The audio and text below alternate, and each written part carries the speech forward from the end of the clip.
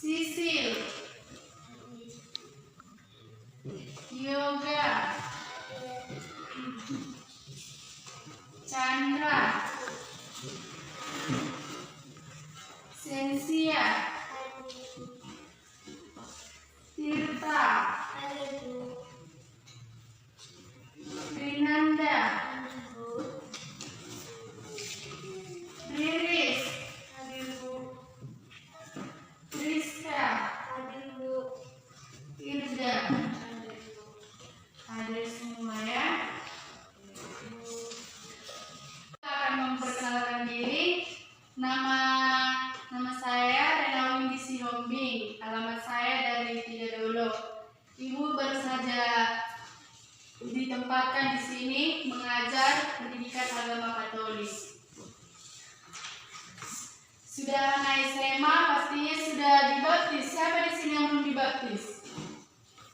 Ya, kalau belum dibaptis pastinya belum ada namanya ya. Saat kita sudah dibaptis di gereja, berarti kita sudah terdaftar di gereja sebagai OMK, sebagai putra-putri Allah, putra-putri gereja. Sudah selayaknya kita bisa diajak untuk berdiskusi tentang gereja, dan yang paling penting sudah bisa untuk bertugas di gereja ya. Baik, materi kita hari ini arti dan makna gereja. Ibu mau bertanya, siapa di sini yang ingin memberikan pendapatnya apa itu gereja? Apa itu gereja? Sudah anak SMA ya? Artinya sudah bisa menggambarkan. Setiap hari Minggu gereja, masa tidak tahu apa arti gereja? Arti dan makna gereja. Ya, Irda. Menurut saya, Bu, gereja itu adalah tempat untuk beribadah bagi orang yang beriman. Iya, ada lagi yang ingin memberikan pendapat apa itu gereja? Saya, Bu, Ya, Triska. gereja itu persekutuan orang umat atau umat beriman. Ya, gereja adalah begini dia. Kita dapat mengartikan dalam tulisan, kita juga mengerti apa itu gereja. Ketika kita menulis gereja dengan menggunakan huruf besar, itu berarti umat kita umat-umat beriman. Dan ketika kita menulis gereja itu dengan huruf kecil, berarti itu menandakan fisik atau bangunannya. Begitu dia ya. Kita juga disebut sebagai umat Allah. Siapa di sini yang mengerti apa itu gereja sebagai umat Allah? Saya, Bu, Iya, Riris, apa itu gereja sebagai umat Allah? kumpulan orang-orang beriman yang dipilih Allah. Ada lagi yang ingin menambahkan gereja sebagai umat Allah? Jika tidak lagi, gereja sebagai umat Allah itu umat Allah, umat yang beriman atau orang-orang yang beriman yang telah dipilih Allah sebagai anaknya.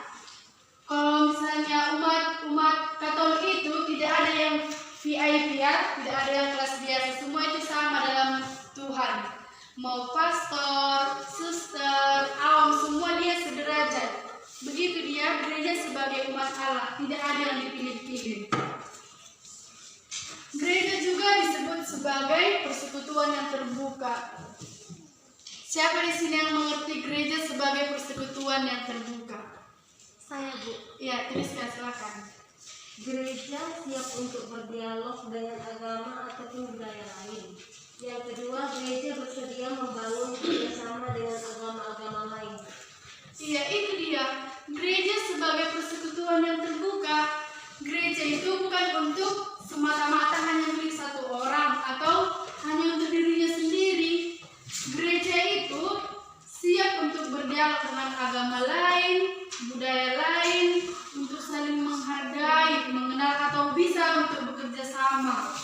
Gereja Katolik juga membangun kerjasama dengan agama lain untuk menghasilkan kedamaian. Gereja berpartisipasi dan bekerja sama dengan siapa saja dalam membangun masyarakat yang damai dan sejahtera. Itu dia gereja sebagai persekutuan yang terbuka. Nah, gereja juga dapat diartikan dalam dua arti. Yang pertama, gereja dalam arti rohani dan gereja dalam arti fisik. Siapa di sini yang tahu apa itu gereja dalam arti rohani? Ya, Riris, apa itu gereja dalam arti rohani? Kumpulan orang-orang yang percaya akan wujud Tuhan. Ya, gereja dalam arti rohani adalah himpunan orang-orang yang digerakkan untuk berkumpul oleh firman Tuhan, firman Allah, yang percaya dengan ajaran-ajaran gereja Katolik. Itu dia gereja dalam arti rohani. Kita umatnya, itu dia. Gereja dalam arti fisik, siapa yang mengerti? Ya. Fisik, bangunan dan tempat orang-orang beriman berkumpul. Ya, itu dia fisik, seperti kita fisik berarti tubuh. Kalau gereja dia dikatakan gereja dalam arti fisik berarti dia bangunannya, tempat bangunannya, tempat orang-orang berkumpul, orang-orang beriman. Begitu dia. Gereja juga memiliki larangan, memiliki perintah-perintah. Sudah SMA, siapa di sini yang hafal apa itu 5 perintah gereja? Siapa yang hafal 5 perintah gereja? Saya tuh Ya, Ida. Coba sebutkan 5 perintah gereja. 5 perintah gereja. Yang pertama, rayakanlah hari raya yang disamakan dengan hari Minggu. 2. Ikutilah perayaan Ekaristi hari Minggu dan pada hari raya yang diwajibkan dan janganlah melakukan pekerjaan yang dilarang pada hari itu. 3. Berpuasa dan berpantana pada hari yang ditentukan. 4. Mengaku dosalah sekurang-kurangnya sekali setahun. 5. Sambutlah Tuhan pada masa Paskah. Ya. Minggu depan kalau ibu masuk semua harus sudah hafal dua-dua gereja, 5 perintah gereja ya. Minggu depan ibu tanya satu-satu. Dari arti dan makna gereja yang sudah ibu jelaskan tadi, siapa yang ingin memberikan pertanyaan? Iya. Apa arti doa Angelus? Doa Angelus. Oke. Gereja Katolik juga mempunyai itu doa Angelus. Doa Angelus itu didoakan 3 kali sehari, yaitu jam 6 pagi, jam 12 siang, sama jam 18 atau jam 6 sore. Arti dari doa Angelus jam 6 pagi ini, untuk doa Angelus itu intinya untuk mengingatkan kita berdoa ya. Kalau jam 6 itu artinya kita meminta doa kepada Tuhan untuk memberkati pekerjaan yang akan kita kerjakan satu hari itu. Kalau jam 12 kita berterima kasih kepada Tuhan karena masih diberkati sampai tengah hari.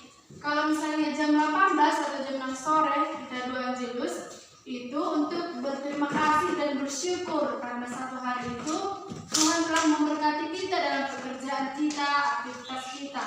Itu dia arti doa Angelus ya. Ada lagi yang bertanya? Ya. Mengapa di gereja Katolik terdapat patung-patung seperti patung Bunda Maria dan lain-lainnya? Mengapa di gereja Katolik terdapat patung-patung? Patung-patung itu disebut sarana dan prasarana gereja ya, tapi itu bukan patung biasa karena itu sudah diberkati oleh pastor, imam. Dia seperti ini. Ada dia orang yang ketika berdoa, dia lebih merasa fokus ketika dia melihat patung. Misalnya kita berdoa dalam gereja, kita lebih fokus kita melihat salib. Itu dia. Untuk sebagai bukti atau pengingat bahwa kita memiliki itu Bunda Maria, Tuhan Yesus gitu. Itu sebagai sarana prasarana gereja, Dek, tapi itu juga ada maknanya dan itu juga harus diberkati imam. Dari materi yang sudah kita bahas tadi, Ibu memiliki beberapa artikel. Ibu akan bagian ini kepada kalian. Nanti Ibu berikan 5 menit waktunya untuk membaca apa kesimpulan dari artikel ini.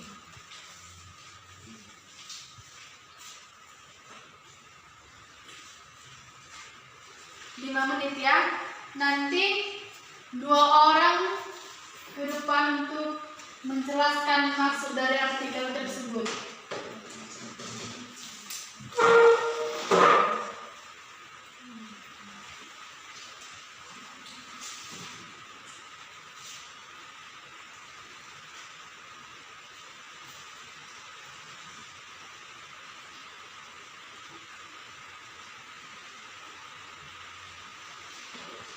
Kalau ingin menambahkan dengan bahasa sendiri juga tidak apa-apa.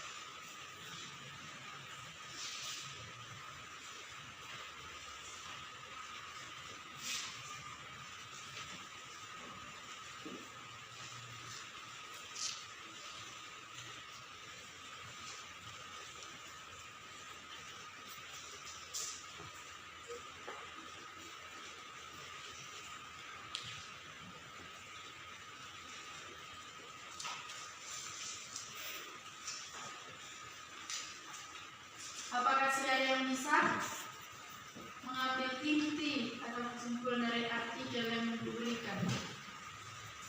Kalau sudah, 2 orang bisa duduk di depan satu-satu.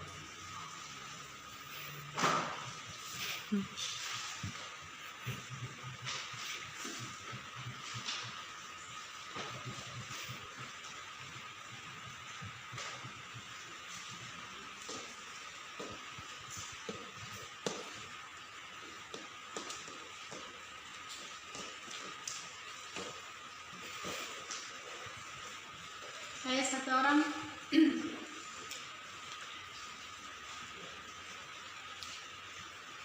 Saya Bu, ya, Riris.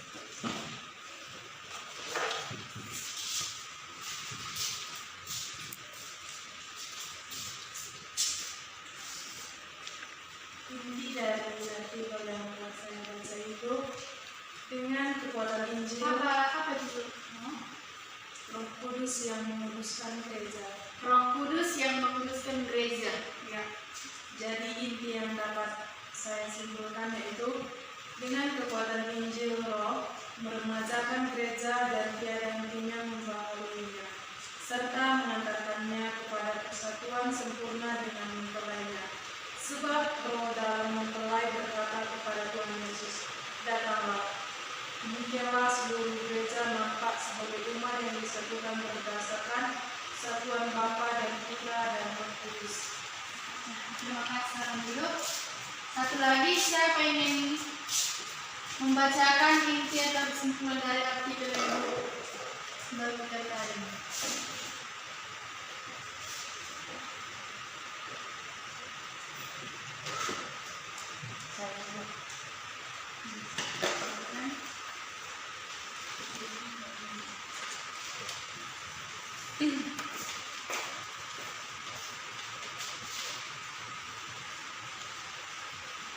Judul artikel saya rencana Bapa yang bermaksud menyelamatkan semua orang.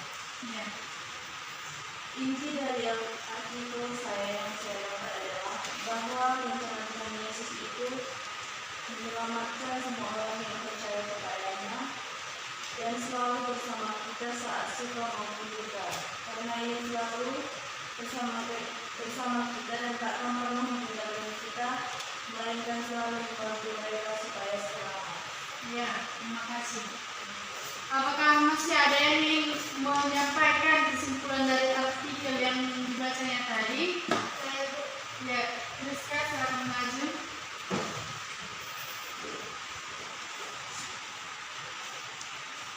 Judul saya Gereja sebagai Keluarga Allah. Inti dari artikel yang saya dapat ini adalah gereja bukan organisasi yang didirikan atas perjanjian antara beberapa orang. Gereja adalah keluarga besar anak-anak Allah. Gereja juga memiliki aspek manusiawi. Dalam diri mereka membentuk gereja.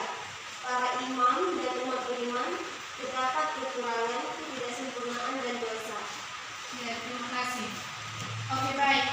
Artikel yang diberikan ini membantu kita untuk menambah wawasan dari arti dan makna gereja tadi. Gereja sebagai umat Allah, gereja sebagai persekutuan yang terbuka, gereja dalam arti rohani dan arti fisik. Oke. Tujuan kita mempelajari ini agar kita mengerti dan memahami apa itu makna gereja. Yang kedua, mengetahui makna gereja sebagai umat Allah yang sudah kita bahas tadi ya. Yang ketiga, mengetahui cara pandang gereja. Ya, di mana gereja Katolik itu meyakini bahwa kita hanya memiliki satu Allah saja yang hadir dalam 3 pribadi, yaitu Allah Bapa, Allah Putra, dan Allah Roh Kudus. Yang keempat, mengetahui gereja sebagai persekutuan umat bersifat terbuka. Sebagai anak muda Katolik, kita harus bersyukur dengan apa yang kita miliki, dan semoga kita bisa menjadi manusia atau anak-anak yang religius atau anak-anak yang percaya bahwa apa yang kita terima, apa yang kita miliki di dunia ini ada semua pemberian dari Tuhan. Dan semoga sudah naik sehat, semoga kita bisa menggali talenta atau bakat yang diberikan Tuhan. Karena orang yang tidak pernah bersyukur tidak akan pernah merasa puas dalam hidupnya.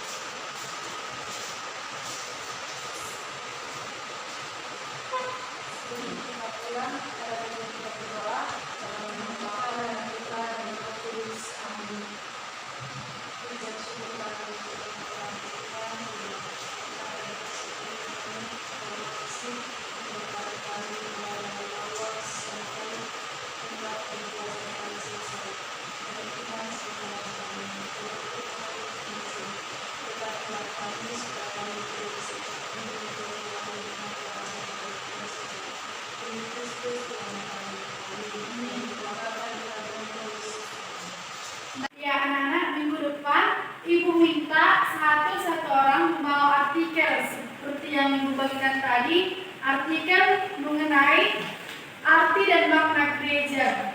Kalau bisa dia dari ungkapan pikiran kita sendiri, dari inti dan materi kita tadi, bisa juga dikirimkan ke email Ibu, bisa juga dikirim ya. Baik, semoga pembelajaran kita hari ini dapat membantu kita untuk menambah wawasan kita.